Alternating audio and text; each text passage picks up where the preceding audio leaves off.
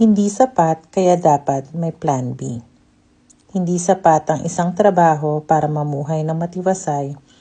Sa taas ng bilihin at dami ng gastusin, tila kulang ang sahod para sa pangarap na maayos na buhay. Hindi sapat ang oras para sa sarili at pamilya. Ang bawat minuto ay nauubos sa trabaho at ang oras na dapat para sa mga mahal sa buhay ay nasasakripisyo sa paghahanap buhay. Kaya dapat may plan B. Hindi natin kontrolado ang mga hamon ng buhay.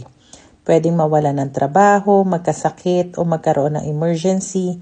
Kaya mahalaga ang pagkakaroon ng pagkakakitaan. Tulad ng negosyo na pwede mong simulan kahit saan at kahit kailan. Ang negosyo ay hindi lamang tungkol sa pera. Ito ay tungkol sa pagbibigay sa sarili ng seguridad, oras at kalayaan na hindi na ibibigay ng tradisyonal na trabaho. Dahil sa huli, ang buhay na matiwasay ay para sa mga may planong humarap sa bukas na may kasiguradihan. Halika, samahan niyo ako sa aking negosyo.